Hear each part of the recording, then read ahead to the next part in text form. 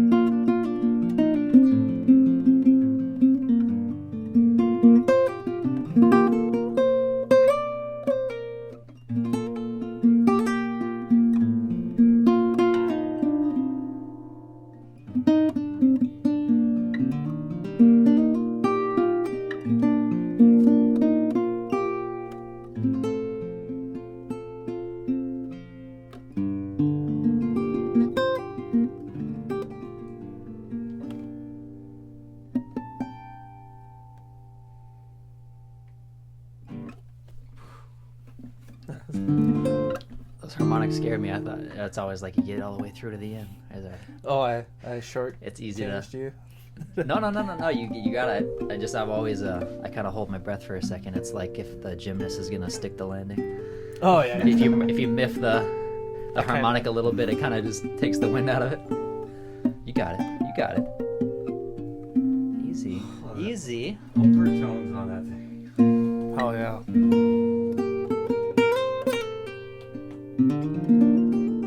What song is that? I know River it. Flows in You? But who did it originally? It's Korean penis. Yuruma? I don't know what you just said to me. What? Korean piano player. Oh. Okay. Korean penis. Sorry, pianist. Penis. You guys think there's any better Guilele maker on the market? I mean, I guess, I asked that. I guess it's debatable, but in my mind, I'm like, for a high-end custom with this type of instrument, I don't know. I mean, that's his whole lane. I don't right? think I've played a lot of good ones. but I don't think it comes close to this. The amount of body and volume and overtones and just, I don't know, it's kind of breathtaking. I think every time we get one, it's been like because the first guitar I started learning on was a classical, like an old classical that someone gave me from their grandpa. So like, you pick it up, it's just like that natural, just like classical guitar feel to it. So I feel like a special like connection to it versus not like any of the other ones are like, I don't know. It's different when it's like, it's handmade. It has like that just traditional feel to it, and then it's just they're cannons at the same time too. It's hard to put it down after you pick it up. You just want to squeeze as much sound out of it as much as you can. My favorite one of all time was still that one when we were at NAMM, and that one that had the tiny tenor shaped body.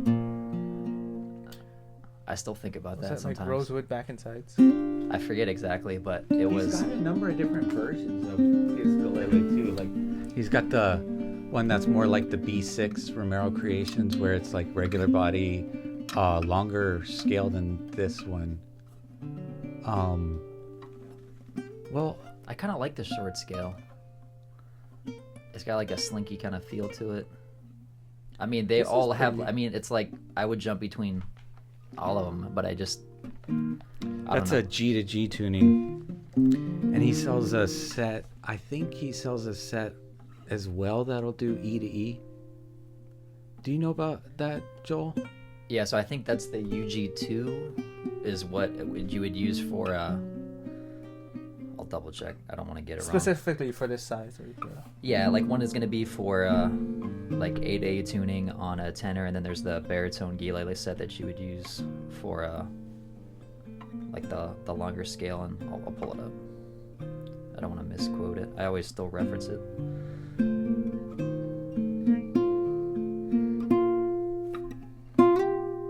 Wow.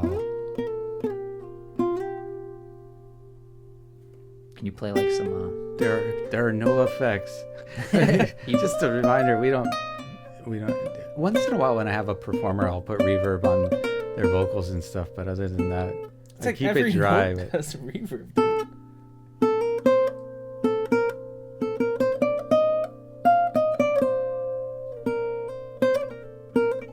It's almost like the Dwayne Noble harp ukulele that we had. Yeah, but that had all kinds of sympathetic strings to it. Yeah. Man, I just want to like listen to you noodle and like hear all these like overtones just swimming. Are you hungry? Because I've got a lot of noodles. Yeah. Welcome to Corey's Ramen. Have you practiced any like Tigre and stuff? That's all you've been playing for weeks on speakers. I wish this would be something I would want to. That's why you hear it, you want to throw in like some like Eastern like.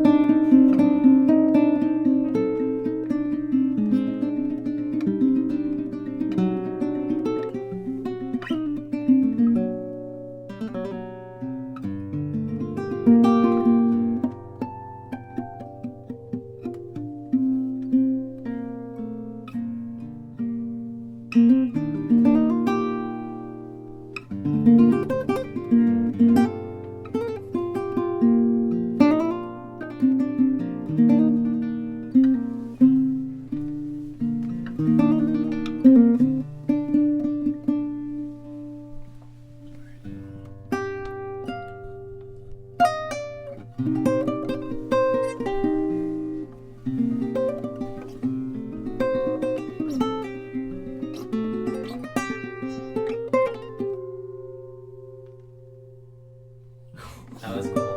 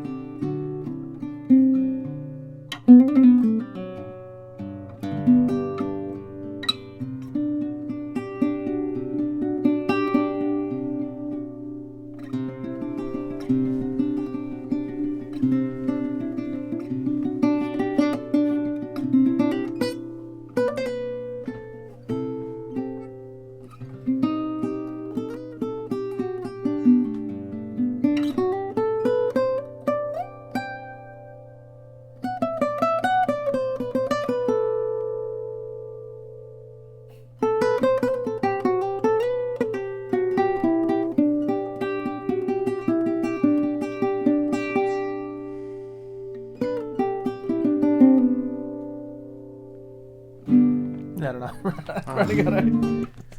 That's, I mean, that is a beast tone for days. Is that number 336 you said? This is number 336. Yeah. Okay, so it's 19-inch scale. He has the Pepe Romero strings UG2, which is usually for baritone E to E, but that one's tuned up G to G. And it's an inch shorter, I guess, so it allows for a little more slack to like come up on it. Oh, maybe he braced that to handle too. I mean, I think that's where you get that extra kind of reverby sound out of it too. Yeah, because it's.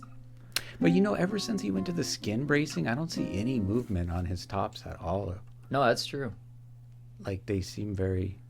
Dude, when you were letting it ring out, it was pretty intense. Yeah. The amount of low end that comes out of these, I think I like the best or the most out of everything else. You just hit me with like an augmented fourth, just like a dissonant metal chord real quick. I don't even know what that means. Oh, that was a regular. What are the other options Romero has for, like, say if you wanted to tune that differently? Is there any? Well, like normally, what he has listed, the UG1 set, which is what you use, like a 17-inch like tenor Guilele set scale, you would normally use that for A to A or G to G, which that's going to have a little more tension, I believe. And then the UG2 set, which would normally be for like E to E tuning on like a 19 or 20 inch scale. But I guess you just got it tuned up to G to G on that one. But because yeah, I mean, usually like if you're putting like a classical set on, by the time You it could gets probably to that scale, get away with a little bit lower tuning on that then, with that set. Mm-hmm. Yeah, you're supposed to. Pretty tight. So. Or if you like, maybe like are more sensitive to it, like people that have like arthritis or you know, kind of not as adept at it, could go with the UG1 set then. You think? Yeah, or or if you're gonna go, because if you want like a little less tension on it, because I've tried. I think that's like what he would put, like the DHOs, like the UG2 would be what you'd normally put on there, just to, because that's what a 21. Right, that's 2 inches longer, but tune E to E. Yeah. Right. But yeah, tuned up gives it a little more juice. Yeah. But it doesn't feel like, I don't know. I picked it It's up. It didn't noticeable, feel. but it wasn't. Yeah, I untight to me. didn't notice it being hard to play at all. No.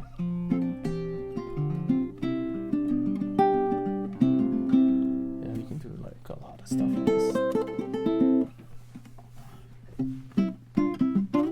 We go to the next one. Yeah, you got play one that more. song and then we'll go to the next one. Start it fresh. I gotta make sure I play it. Oh jeez. Should we just go? Bet.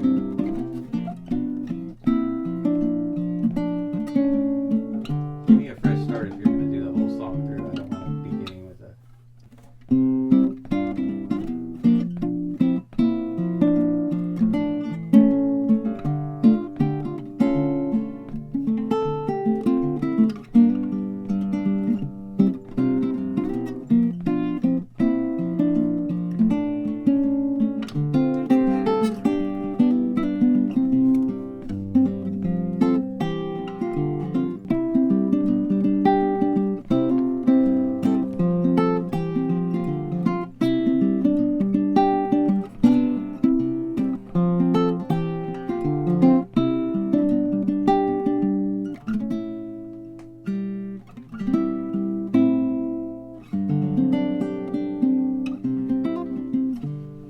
Yeah, I forgot. You think you could teach one of you know, we have these lessons that I just started doing for the membership that I'm hoping to have out within a week or two at the most. I mean, it's pretty much done. There's like one little bug on the back end that I'm trying to figure out, but I started with a couple lessons from Aaron. Really good stuff too. And I was just gonna ask you know, like if you could give like some lessons on Tommy Emmanuel's songs like that. Oh yeah, the boom chick technique. What's that? The Uh-oh.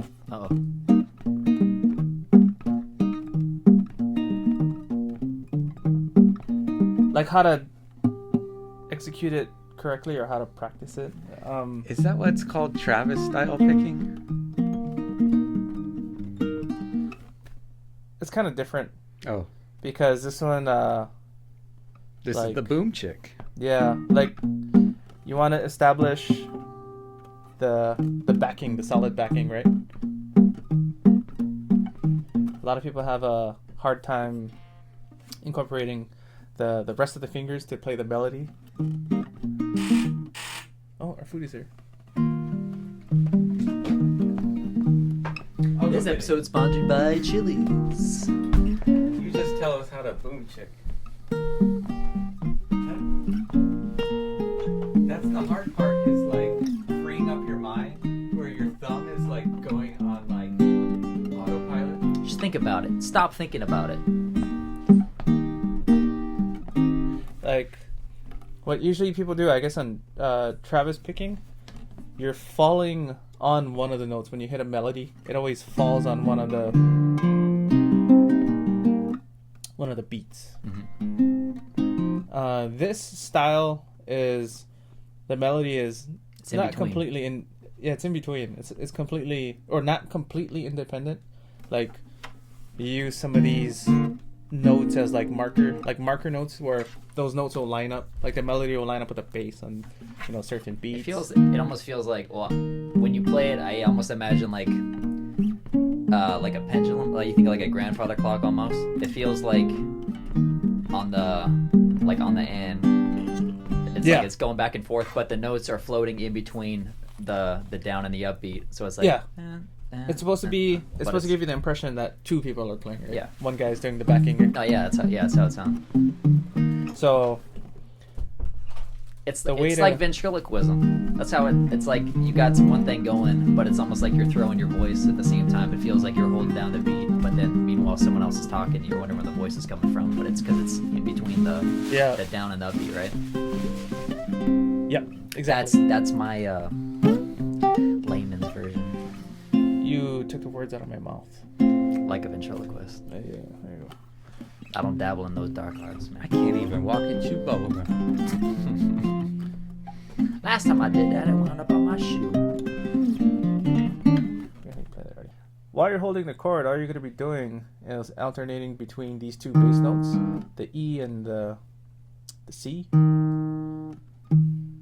And after you pluck the first bass note, you're going to hit technically 3 and 4 at the same time. You want to make it sound like you're only hitting 4, but you kind of want to add like that ghost note on the third string. Just adds a little fullness to the whole thing. It almost sounds like you're strumming, you know, when you're doing that. It sounds a lot clearer if you're doing it with a thumb pick. You want to put an accent on that. The 3 and so are you palm beating it? It's just heavier than the low string. Was it?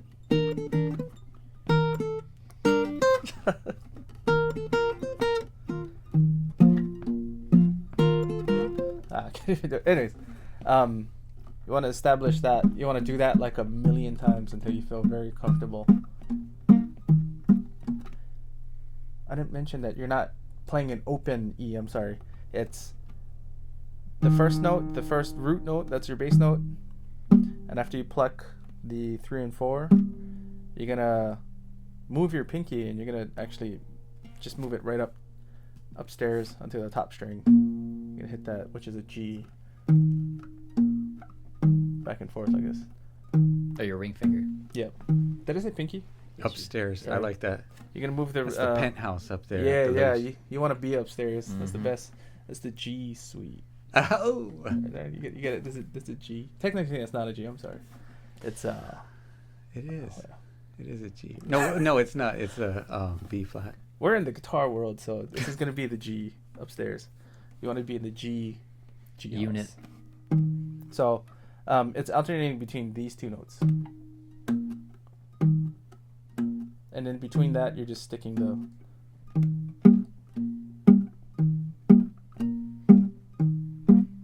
It took me forever to get just that down. So what I mean by doing it a million times, it's going to help you out. Because it's just, you want to get it to where it's like second nature. Like that's going to be your solid backing. If you don't have a solid backing, it's going to sound like a 3-legged horse. Cool. You know what they usually do to 3-legged horses? It's not good. I don't want to know. Let's not talk Give about them it. a prosthetic leg. Yeah, that's what I would do. Oh, yeah, that's a very positive outlook. You know, we've all seen those horses out there running races with prosthetic legs. Well, you can't run a race, but you can at least have a good conversation. So that's Mr. Ed.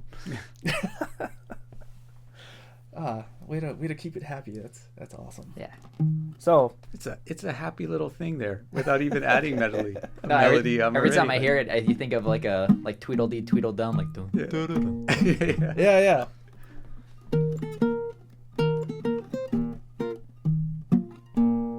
I don't even think that's the right chord. That's a SpongeBob. Okay, that's what it was. Yeah. I was trying to move I knew you knew. Well, anyways, my heart knew, but I couldn't put. Okay. So, moving on. You want to just get that solid. Get that. There's like hundreds of songs right there, depending on what melody you throw in. I can. Oh, what was that?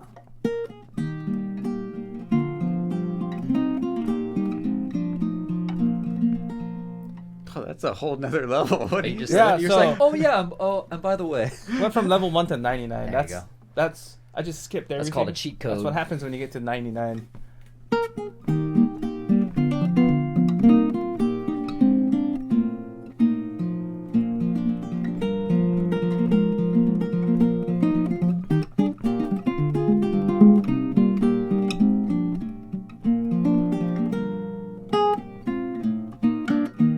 Something like that. Anyways.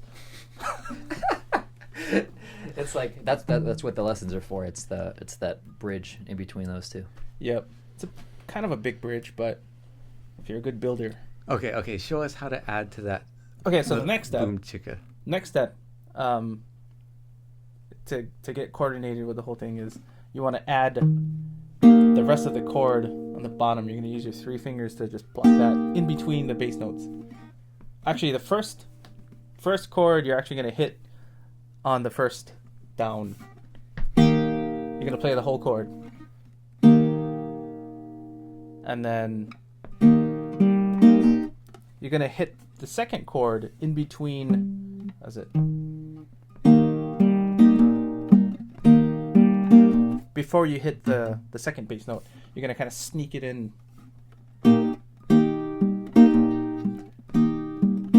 And you want to put an accent on that one. It sounds cooler.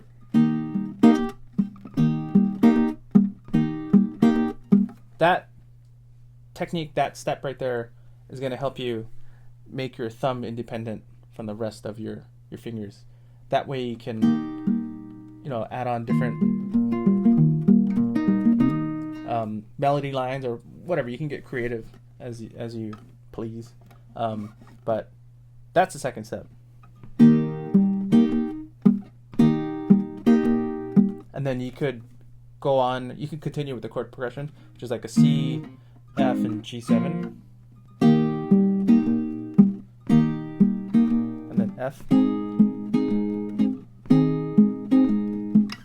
G, back to C. And once you feel comfortable, you can speed it up.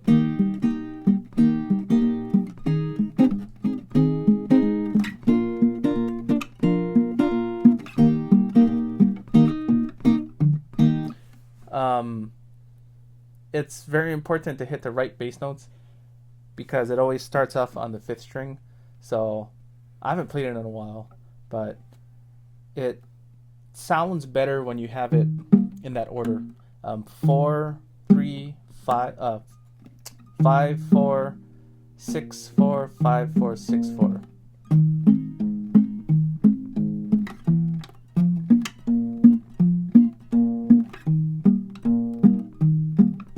What's cool is only on the first chord you have to fill in the G note here on the bass. The rest of the chords you can play as is. You don't have to do any kind of shifting.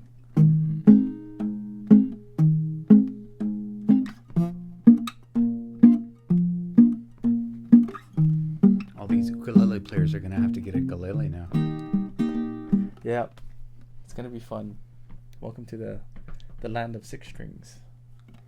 Well, this kind of 6 strings because the other 6 string is different. What was it called? The li ooh.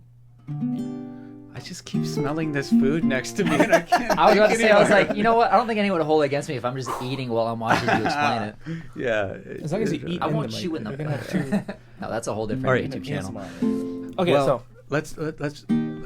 Why do you guys don't want to break in? Oh yeah, I'm down to eat. Okay. But so sorry. One more time. Second step.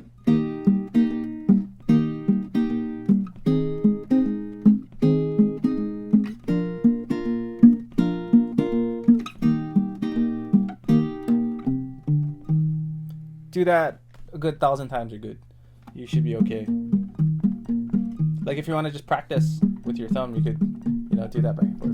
That it just reminds me of Three Amigos when they're all walking through the desert. The whole like you could parlay that into that kind of like a song from Aladdin. Dun, dun, dun, dun, dun, dun, dun. Yeah. Do that for a little bit to show like the extension of what that turns into. Yeah, so if you want to get creative, I do, Corey. I want to get creative. I want to get. How do I get creative? Let me just drink this drink real quick.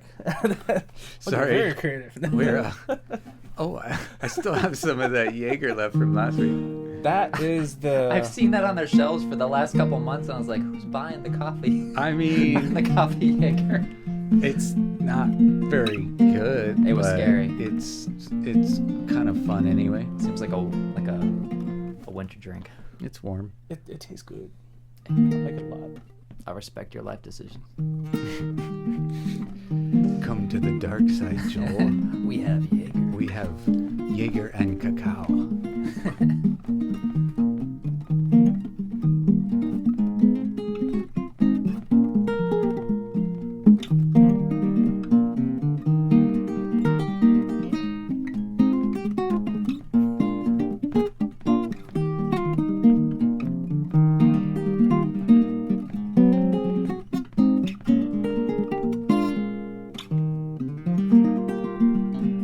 Something like that. But That here's That was a tasty little roll there. Oh man, This that old- was some this is sweet corn Like and molasses just rolling up. that's You got a me. that's a Chet Atkins lick. Chet Atkins. Wow, this is a Chet Atkins technique actually. He kind of was the pioneer of this kind of stuff. Yeah, Right? but I thought it was called Travis style. Maybe it's a little bit different, but I don't know he's the that. one who kind of like, I guess, pioneered that. Yeah. But yeah, I mean, then Tommy took it next level for sure. Oh, here's another song that I totally forgot about. What was it?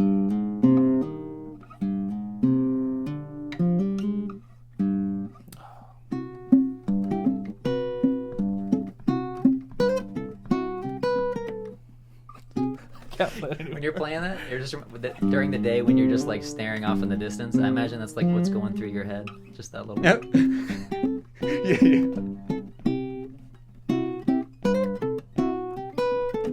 That song is so hard. I could put that music over a little gif of him daydreaming. Borsellino is the name of the song. If you want to give it a go and give yourself a challenge, that's a hard song. Who to me is the next. I mean, he kind of goes into a different realm, but he does that style really well, and he's kind of like of your generation more. Is Julian Lange, Ooh, yeah. who I've mentioned here before, the but like he did like an album maybe like 4 or 5 years ago that had a lot of those styles, and he's gotten kind of more electric and like experimental, but yeah. Was he in that Casting for Gravity album you told me about? No, that's McCaskill. Oh, there was like 3 people that were mentioned on Oh, that. yeah. I thought maybe it was a feature in there. No, those guys are all monsters too, but I forget their names. All right, boys, let's eat, and then we have another. So this one is Spruce and what looks like Cypress. These just came in today, so I got to double check with Pepe, but that's what it looks like. And then we have a Spruce Walnut one too. These both have cold binding. They're super light. Jeez, they're amazing. Because we're getting the Spruce. really light. Oh yeah, so it's like his version of those B6s and stuff we're getting later, right? Pretty much the Spruce Walnut. Yeah, we are getting some of the Spruce Walnut, like our exclusive Romero creation stuff. That's Oh, yeah, a lot of people asking about those. coming in. It should be on a boat ready to leave California any day. Anyways, let's grind real quick. Ooh. Yeah. So, same dealio, right? 19-inch. G to G. This one is a little warmer. Mm-hmm.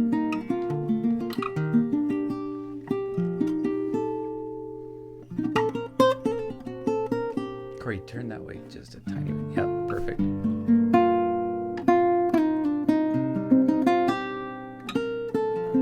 Actually, maybe back this way just a hair. Yeah. Oh, you went too far. A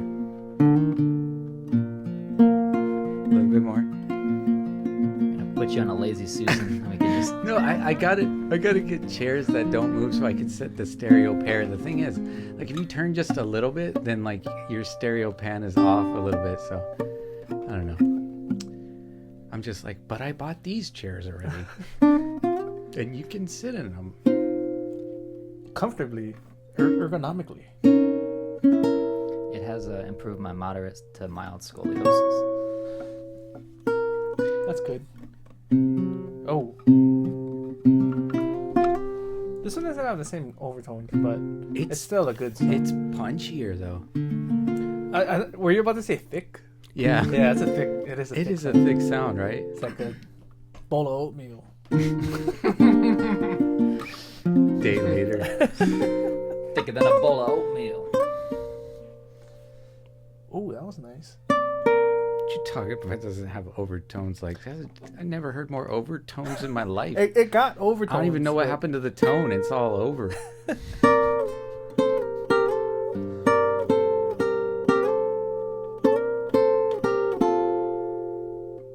Are these for sale? Yes, thank you for Are they? asking. No, for real? Yeah. The way you said it, I didn't know if he just sent it us I mean, to try them out. I was like, they're going to bum some people out if they're not for Well, sale. it makes sense. It's a legitimate question because oftentimes when stuff Someone's gets gonna here ask from me. Pepe, Yeah. they've already like seen it on Instagram and like been like, hey, I want to get it, you know. But as of now, as far as I know, I mean, they just came in today. And what's weird is Pepe told me yesterday that he was just shipping them out. So it seemed like they arrived in a incredibly day. fast shipping. Yeah. It's like, Pepe, are you here? He's on the out. delivery. He responds like, hey! I have to tune this thing. Pepe is one of the coolest guys I've ever known. Oh, like, yeah. like as a person, Oh, as he's just chill, too. You He's don't so feel any pressure talking. nice to him. dealing not at all, with. yeah. He's so kind, and like just like when like you meet that artist musician that you really love, and then they kind of exude exactly what you think of with their music, you know. Well, there's always that, like, I mean, we've all been disappointed. Oh, yeah, We've it met doesn't people always we work out like yeah, that. so it's like, it's very nice to just feel confirmed, like, oh, okay, you're as cool as I thought you were. Yeah, totally. Only but- someone that cool can make. But instruments no, like but that's I mean I do feel like that. Like there's something like I don't know. I mean there's something special with him that it's like the artist that is able to like reach this level for this size of an instrument. I mean through the last 2 decades of, you know, studying in Spain with the best, you know, classical builders to designing his own style skin bracing that nobody else is doing, and just what we've seen even in the past 5 years for the evolution. And it's like instruments like this, I mean, I don't think you can rival them as far as this is such a studio ready instrument at this, you know, at this size sounding like that. What's crazy is you can probably tune it down E to E, and then it'll sound almost as full as a guitar. There's It'll a way probably to test sound it. as full, right? I don't know. I should get a sample first, and Then we go try it. down. We'll go down to the underground, the basement, no longer in the penthouse. Bomb shelter. The bomb. There you shelter. go. That's what's up. That's what's up.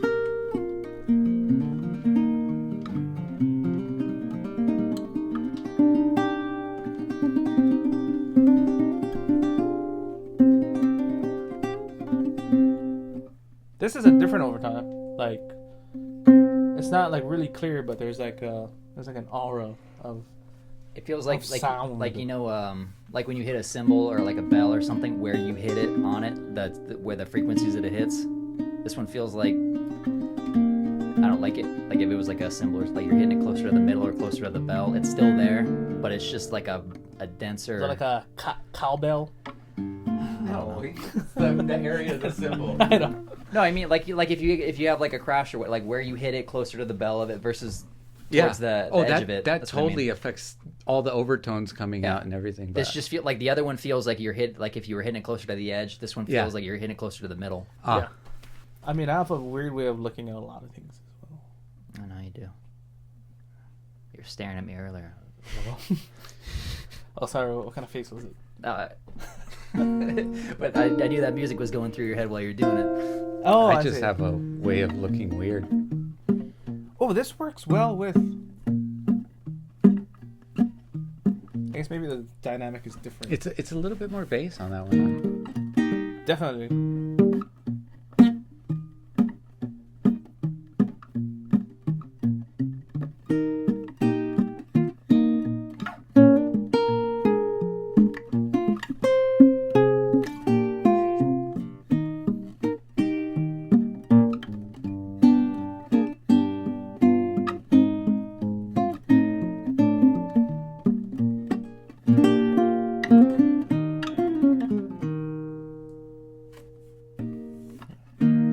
Anyway, sorry.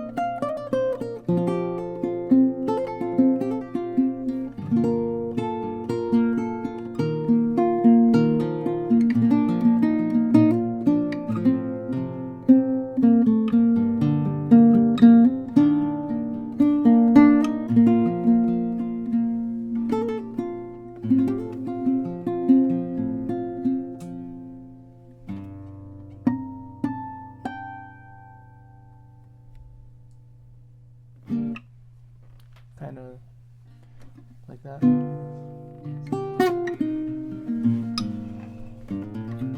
Play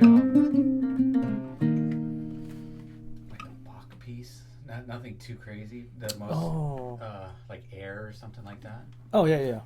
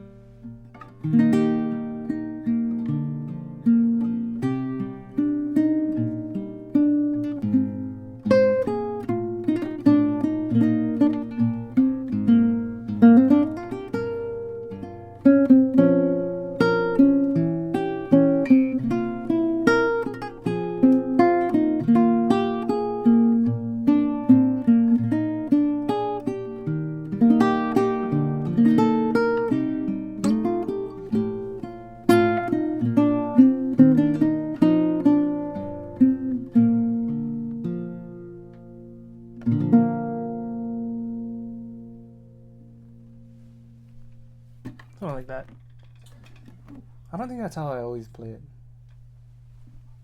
Anyways, I usually do like a.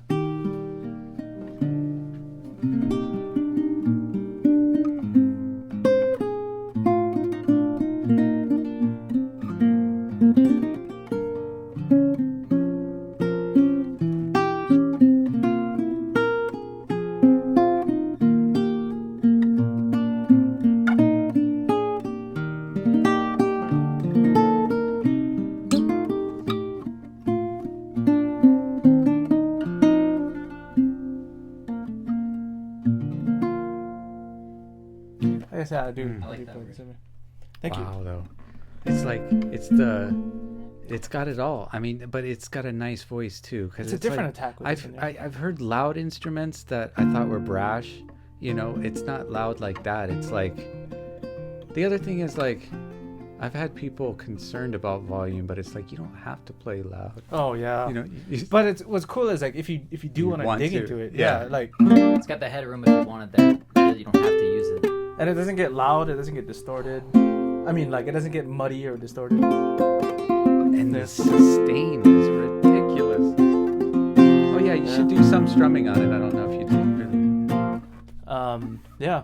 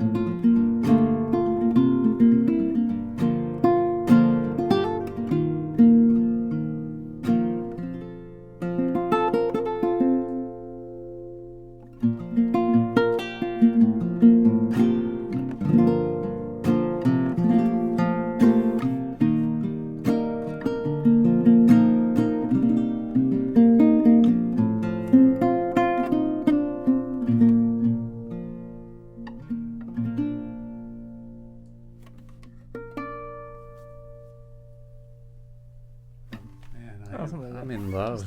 That is such a great sound. Freaking amazing. Hey, Joel, you've showed me a ukulele set like a year ago, but do you have on the market stuff or? No, I'm gonna do it. I messed around with doing ones for like that scale length, but I didn't find something I was totally happy with. 17-inch. Yeah, I got two remember. options. I really like the 17. Oh, are you offering those? I need to make the listing. Yeah. There's been a lot of sets I've just been kind of dragging my heels with getting the packaging and getting all done. Some stuff I was like, people would request it, and then I would make sets, and then I would kind of wait and get feedback on some of them just to, kind of dial it in. So I got a couple sets for like a hard and soft tension for a set, like a tenor Guilele set, but for like that scale length, I still end up telling people to get the Pepe strings. Yeah. Sorry to interrupt. I always do that. I'm still learning to have proper conversations here. I kind of like throw these like gaps out there where I just. Sandy's always like, you stare off into the corner. I start looking at part of the room where I look through things, and it seems like I'm done talking. So my brain's over here just itching to jump in. Sometimes I get so anxious myself, trying to figure out what I'm gonna. I just did it to you. Yeah. Wow. That's a little lesson in how to be awkward. Hey, you guys are further than me. I can give a masterclass on that. Still figuring out how to start conversations. Oh. Hey, babe. Hey. So, how's it? Nice. That never works out. Like, they point and don't say anything. They're like, are you complimenting my? Oh, you like my shoes? I'm not doing anything different today, though. That guy is so weird. Yeah, giving me mixed signals. Literally. Yeah. Got it. Yeah, got it. I like it. Yeah, no. It's like the conversation version of like when you go to shake someone's hand and they go in for a fist bump and then you just do this weird like the Rubik's cube. Yeah, and then you both just kind of like freak out and walk away from each other. Yeah. It's like, It never happened. Never happened. yeah. There's been times Alcohol where like bath. somebody goes to fist bump and it's like a rock paper kind of collision there. Then you just grab Yeah. What's worse though? Like you're like, hey, and then they don't acknowledge you, and the timing was bad. They weren't looking at you when you came in to do like a fist bump, and they're just like, and you're just like, yeah, hanging. Oh, that's like. What do you do? Though? Is it worse than the awkward handshake fist bump? Only if someone sees it. Yeah, somebody else. I mean, really, only you see it, and like Yeah. yeah. But inside you're like hoping. You're like, I hope no one's watching. I don't know. In that situation, it's like 100 times magnified. Like, oh God, Then do you linger? Do you wait for them to turn around? I'm so not cool. It's confirmed. damn. Like, do you? I mean, it can turn into something good. Like you're like, You say, Andrew. like you're about to fist bump, but then you're like, you had some kind of self gratification. You're like, yeah, yeah. yeah. You right, can turn it right. into that. Oh, Oh I yeah, got yep. That was whatever I thought of at that time. It was Yeah. solid. It was solid. Power So to the people. Yeah. It's always fist close to the chest. So, yeah. Very good sign of. You just Strength. keep going and you punch him in the face. Hey. Hey! All right, fine then. Oh crap! I don't. All right, so we're going to shift gears into, we have a TTMG, a Tiny Tenor Romero Creations, all solid mango. They're always really cool mango too. And we have a STC. Joel, tell us, I'll grab them and talk about the string set that we're going to be trying on them. So it is the Romero Creation String, the Baby Baritone. So it's a DGBE tuning for a tenor, or you could use it on a concert, or maybe you could put on a soprano too if you wanted to.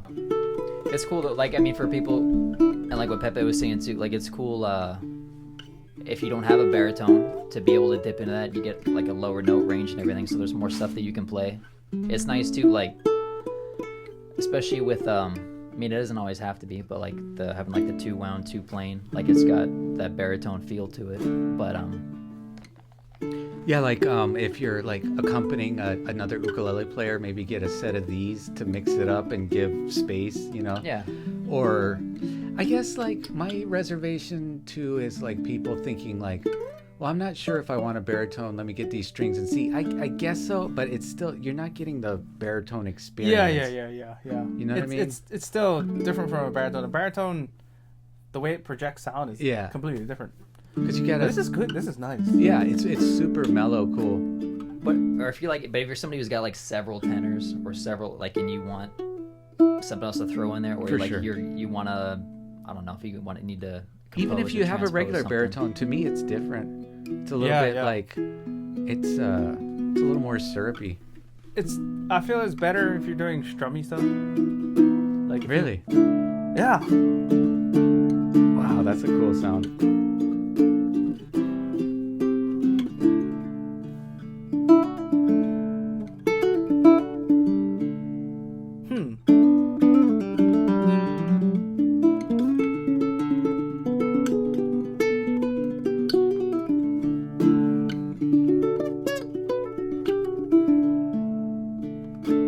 I forget that it's a regular tenor. I love that sound. I'm like really, really digging that. Yeah. Oh man, I want to do this. Do we have any extra sets that I can? Yeah, I think he might have sent an extra set or I feel two. like but there's a we- couple that are lingering downstairs. Oh, actually, there might, with this package that was just sent, I think there's a box of them. Okay. It's like So a tenor that wants to be. I'm going to be listing the strings soon. Yeah, like. Oh, it's a separate set, like a new set that he Baby baritone. makes sense. You know what? I actually didn't try that one. I tried the STC. But so see what you think about that just with the smaller body. It's not quite as impressive, but it's still cool because you can carry around something that's basically the package of a concert that has baritone tuning. No one's gonna expect it. Yeah. what is that toy? But with the Sit grand tenor, Oh. it seems to work perfect with that kind of oversized body. Yeah. Like you're getting closer to like baritone sounds, but with a kind of different. But it's baritone, but it also wants to be like a guitar, like a classical guitar. Dang. Still. Oh wow.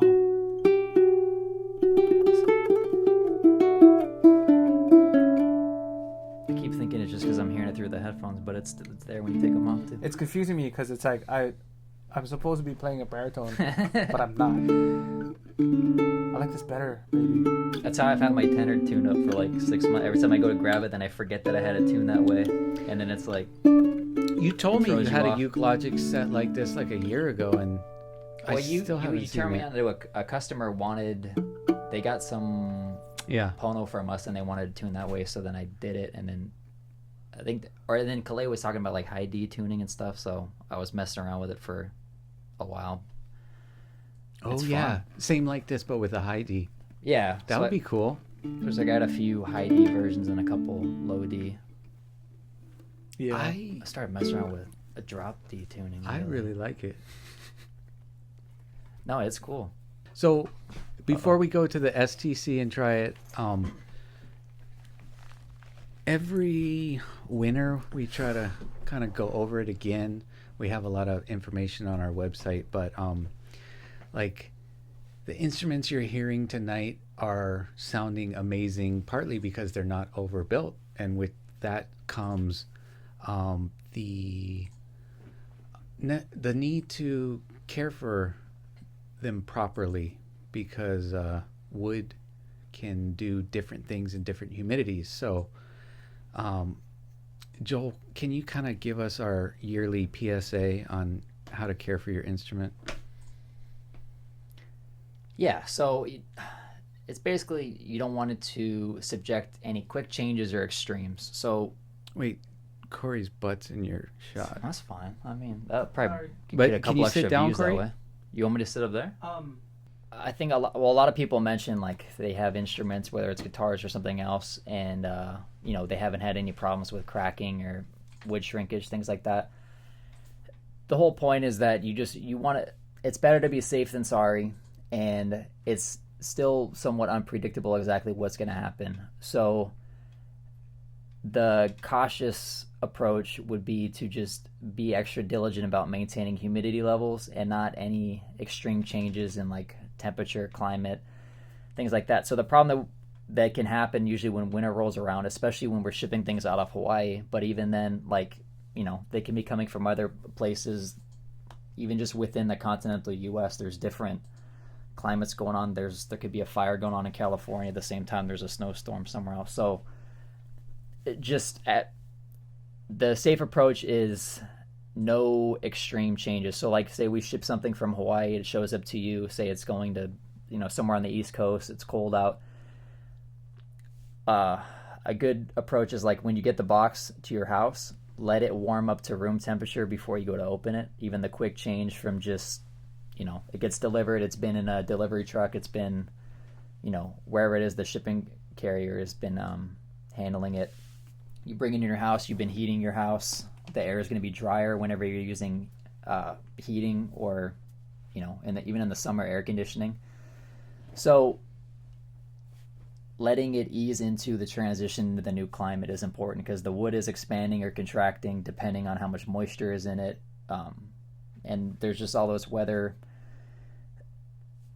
Going off of like your weather report of what's going on outside isn't always accurate, because you got to think of what's going on inside your house. Like I know a lot of people, if you got wood flooring, that's going to expand or contract based on humidity and temperature levels. Like even here during the day, how easy a door opens or closes will change at different times of the day depending on the heat and humidity and all of those things. So imagine your instrument that's built even more delicately, having to go through all those changes. You just want to ease it as much as possible. So using a humidifier,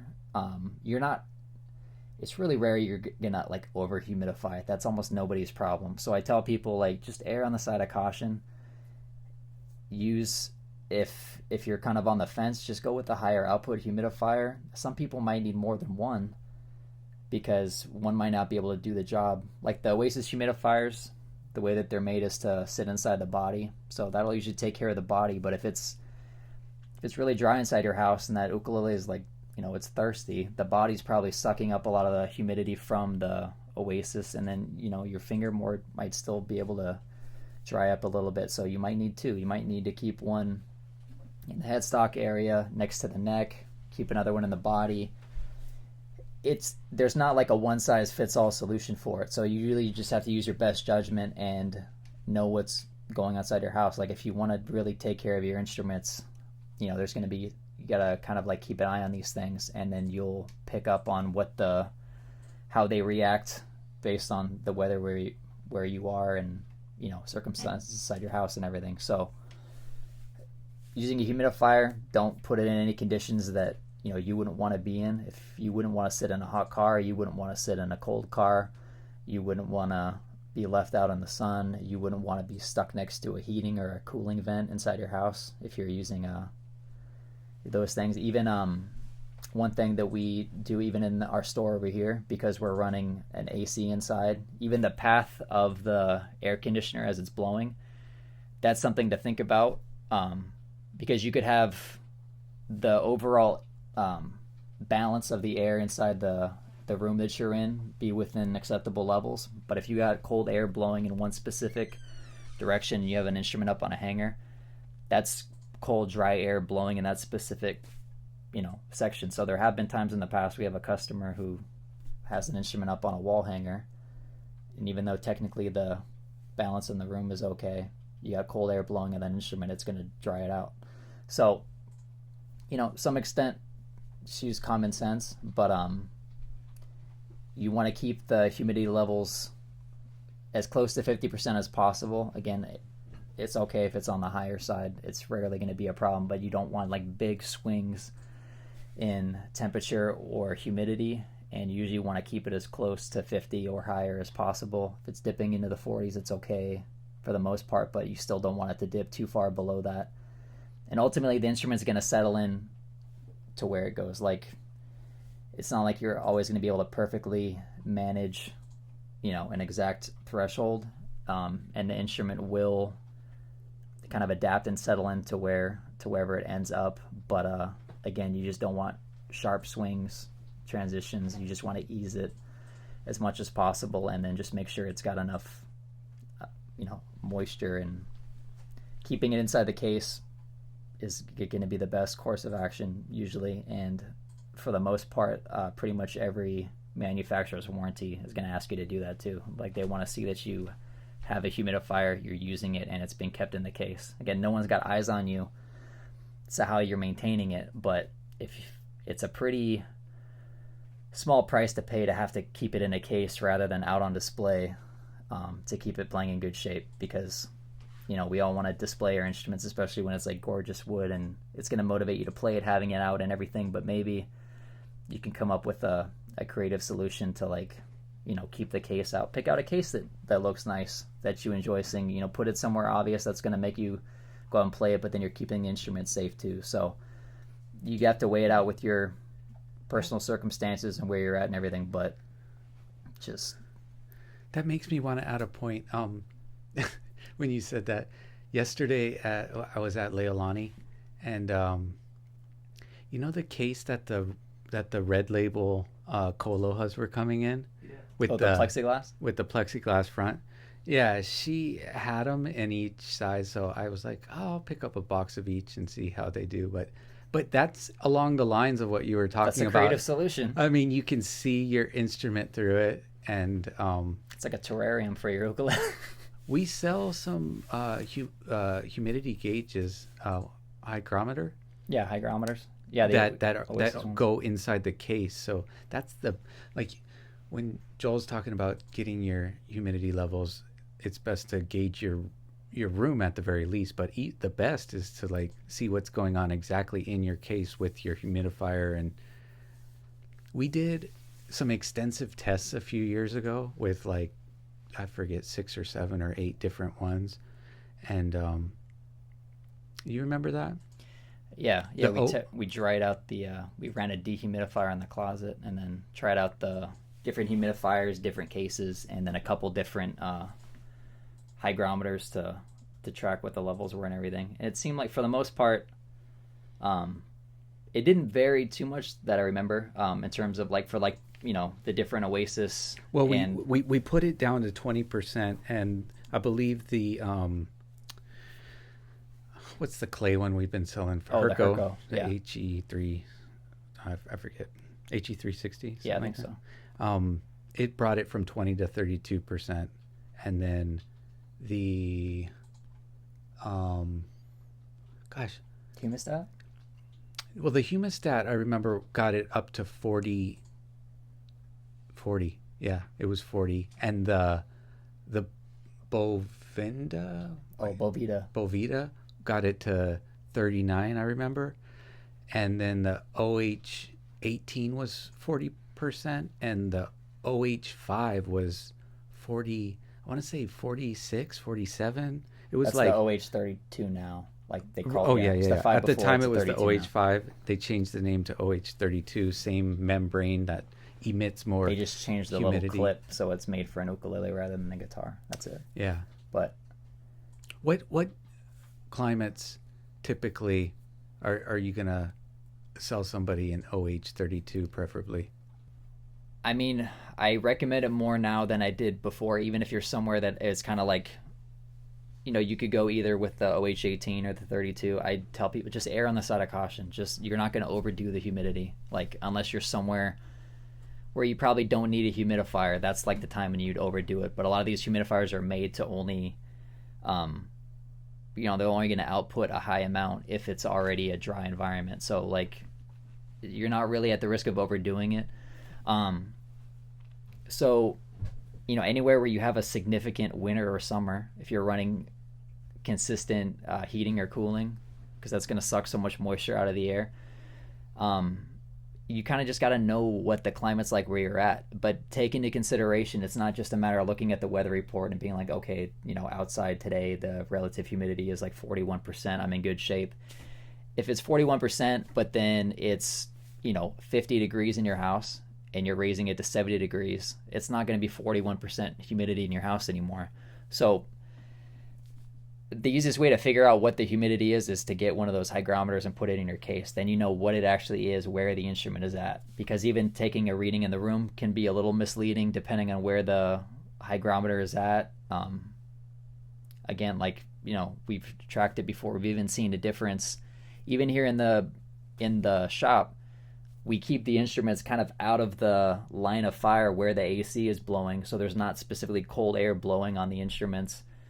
As it mixes with the room air, it levels out, but you got to think about that too. Room humidifiers, both in this room and in, I think, 2 room humidifiers in our shop. Yeah.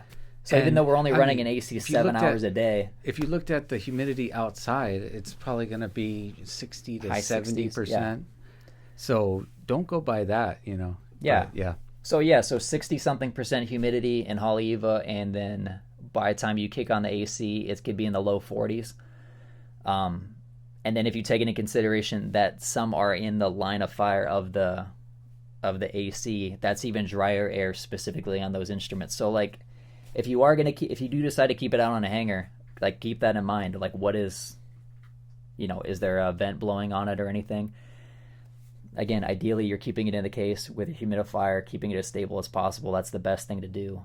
But, if you're adamant about keeping it out on a hanger, you want to keep it visible, you want to keep it easily accessible. So a lot of people get away with it, but technically that might void a warranty if something happens, and, in the end, it still might create an issue. So err on the side of caution, but ultimately it's kind of on you to decide how you're going to maintain it. And if you're in a drier climate, like, keep an eye on the humidifiers. Like, they're going to run out of water faster. So I like the Oasis because it's easy to see. Like, it shrivels up like a raisin when it's running out of water. So it's really obvious to see when to fill them back up. So I don't know. Like, if you're not in the habit of like visually checking levels and everything, that was the one thing that I thought was kind of a drawback. Like, ones like the Herco, you have to soak that clay to absorb the water. The ones that use sponges, like you have to like they're really dense sponges. Oh yeah, so, we did the Planet Waves with it too. That was in the 30s.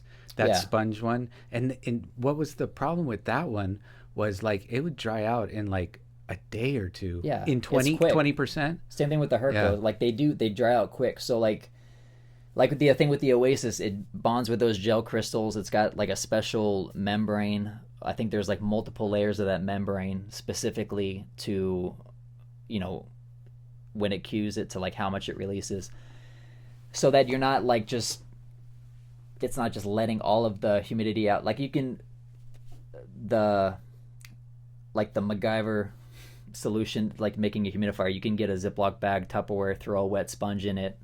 The water's evaporating off the sponge. That's a humidifier. You do But a it goes wet quick. rag, but I mean, Yeah, but these it'll are- dry out really quick. Yeah, and these are meant to, not leave water spots in your instruments. Yeah, And just like it's not gonna leak. It's like what is it, $20 for a humidifier that you can reuse so many times to keep something that you're spending hundreds of dollars on or thousands safe is a really small investment. So it's like just err on the side of caution. Just be like, if you think it's being a little bit overkill, then that's not a bad thing. You're protecting an investment, and the less stress you put on it over time, the better it's going to hold up. So say like you do have an instrument that's hanging in there, but it's going through these wild swings throughout the year. How many extra years do you think you can get on an instrument that has, less seasonal changes and stress with the wood shrinking and expanding, and that on the finish and the joints and the glue and everything? Like, just, it's like your body. You take care of it as time goes on, it'll last longer. So while it's not we're kind of spoiled here that unless like you've got an AC blowing on it, we don't really have to worry about humidity that much. And some people in other states and places don't have to, but that's kind of that's the caveat. If you're somewhere where that has some crazy seasons right now, like no one wants to hear our weather complaints in Hawaii when winter's rolling around, you're putting on snow chains and I gotta interrupt the felt that whole. way. It's for Joel. It's from a customer. Okay, so from Junior. Came earlier today. He said, "Corey, I stopped by your store today, around 3:40. I love your employee Joel. Hey. He has a nice, sweet, awesome, good customer service, down to earth kind of guy Right. vibe. If people ask me about ukulele strings, I will recommend them to your shop." And he said, "Maybe next time I'll meet you. Call me, text me, whatever." oh, okay. Oh, yeah, he came in to Yeah, get Joel likes helping people. Oh yeah, they were cool too. They rode they rode the bus from Waianae to Ala Moana, from Ala Moana all the way down to Haleiwa, and then all the way back to come in and get a couple sets of strings, get the uke restrung. Okay. And they were super cool. So yeah, like That's cool. but that's like That's the email just came in. that just came in? Yeah. Yeah, So no, that I mean makes that sense. was like 6 hours ago then when I saw them. Yeah. That's a 4-hour bus trip to come and visit us out of the store. That's kind of nice though if you think about it. Like, Yeah. if you I drive used a to lot. ride the bus. Like, No, yeah, I did for years. You It's could- not Listen. bad over here, but still like Put that's a on my big trip. Walkman, and sometimes I would carry on my bass and just be a weirdo. The weirdo playing. The bus is the place for that, man. Yeah, I mean, because it's electric bass, you can't really hear it Yeah. until I start slapping. You guys know Victor Wu. So Yeah. I just had an idea. I'm gonna start this maybe next week. So what I want you guys to do is Joel does most of our customer service, so most of the emails go through him. So you can send to Joel at theukulelesite.com, or you can send to support at theukulelesite.com, Corey at the ukulele, Andrew at the. But Yeah. Joel maybe is checking more often than anyone. I want to see if anybody will send in video questions. You got to be that'd be nice. you got to be willing to be part of the podcast, because your face is going to pop up with your question. But send us a video giving us your thoughts on ukulele, or a question that you have about ukulele, and then maybe it can spread more knowledge to the community, because maybe there's other people out there with a similar question as yours.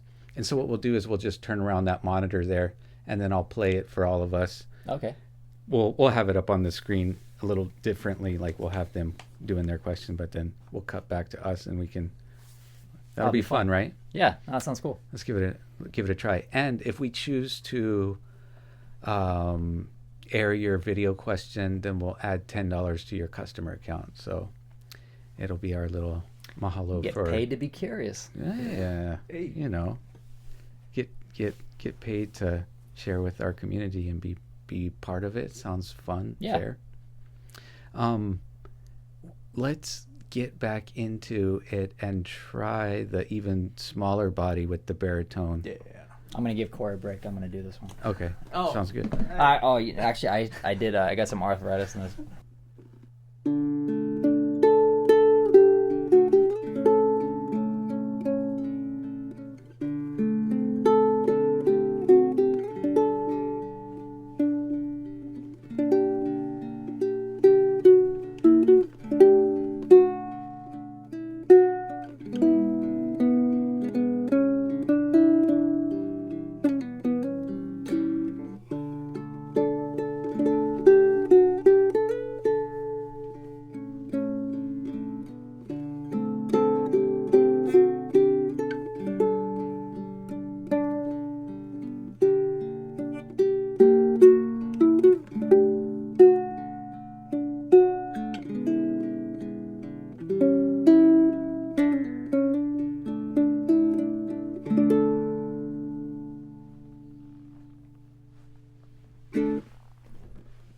Wow, that's the best. I've made some Frankenstein sets over the years for people wanting to do this, but I think this is the best version of that I've. If you weren't looking heard at yet. it, you'd think it's so much bigger than it is. Yeah, I mean that's pretty baritone-y. It's a different tension and projection with baritone, you know. But this is almost sweeter in a way. But It's not as deep as I want it to be. I expect like a little bit more bottom, well, but and it doesn't have much attack either. But it's got something really cool in the middle.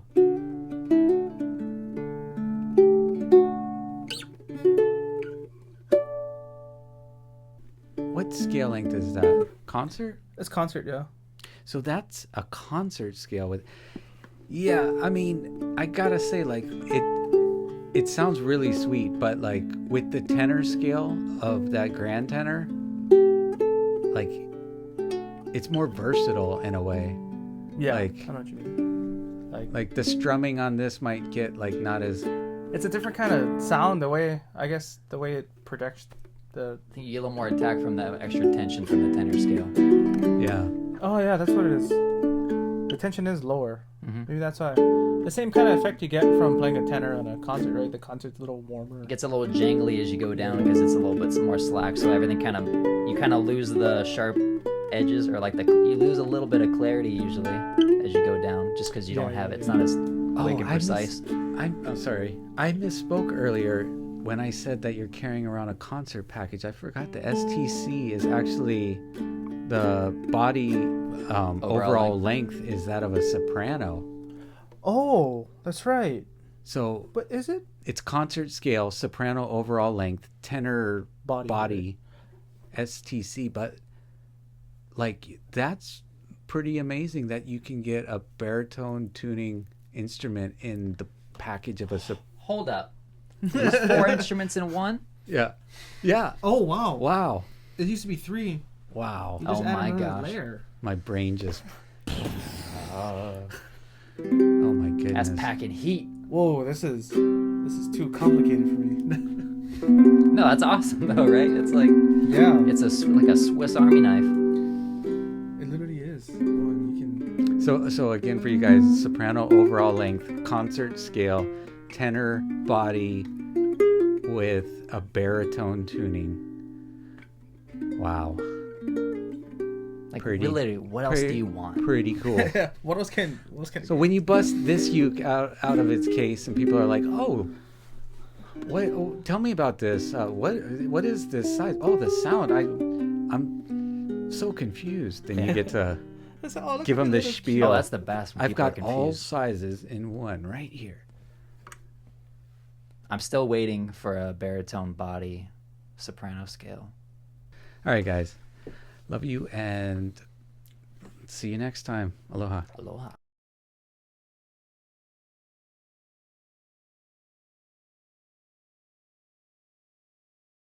Wow.